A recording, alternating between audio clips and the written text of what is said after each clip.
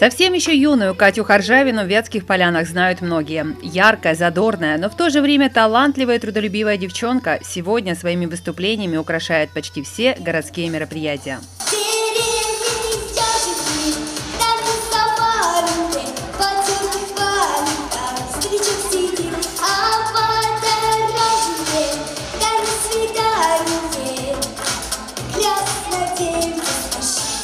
А тебе когда-нибудь дарили цветы? Да. Первый раз подарили цветы, когда я выступала около мира. Вот. И когда я спела песню, ко мне подошел мальчик и подарил цветы. Приятно было? Да. Но честь выступать на городских концертах – это лишь малая толика Катиных заслуг. Она еще и непременный участник всевозможных конкурсов и фестивалей, в том числе и международных. За 4 года обучения в детской музыкальной школе духовых и ударных инструментов Катя побывала во многих городах.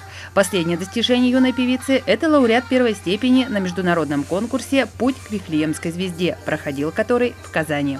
Конкурсы, они дают детям большой толчок в развитии. Дети должны видеть, кто как работает, потому что если они будут находиться в одном классе или только в одном коллективе, расти не будут. Нужен обязательный рост, творческий рост, эмоциональный рост в первую очередь. Евгения Алютина – Катин педагог по вокалу. Она учит девочку не только попадать в ноты и держать дыхание, но и красиво двигаться по сцене. И, конечно же, во время выступления улыбаться зрителю. За 20 лет работы преподавателем по вокалу и за годы своих сольных выступлений на публике Евгения Сергеевна изучила все тонкости актерского мастерства и всегда с удовольствием делится знаниями с многочисленными учениками. Мы очень часто записываем видео именно на уроке, чтобы они видели себя со стороны, потому что когда ты им показываешь то, что они делают, все равно это, во-первых, это показывает педагог, во-вторых, это все равно утрировано. А когда ребенок видит себя со стороны, оценивает и понимает, что да, тут где-то надо поработать. Работа, работа и еще раз работа – это залог успеха, уверена Евгения Алютина. А еще поддержка и любовь родителей. Педагог отмечает, что именно эти, казалось бы, простые, но в то же время такие важные качества помогают детям расти и развиваться в творческом плане намного быстрее.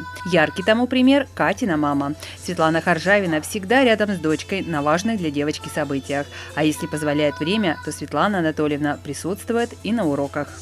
Несмотря на то, что все говорят, вроде она у вас выступает, такая вроде это активная, но очень стеснительная, и в новой обстановке она очень себя чувствует неловко. Конечно, когда она там познакомится с людьми, она все расслабляется. Когда видит, что мы ее поддерживаем, она еще больше старается, прямо работает, она очень трудолюбивая и очень старательная девочка. В настоящее время Катюша, а именно так ласково называет свою ученицу Евгения Сергеевна, готовится к новому конкурсу, где и когда он пройдет, для меня пока осталось секретом. Но то, что новое для юной певицы произведение на английском языке будет разучено и исполнено безукоризненно, глядя на работу Кати и ее преподавателя по вокалу, сомневаться не приходится. Елена Росомахина, Юрий Щелокаев, служба новостей Град.Инфо.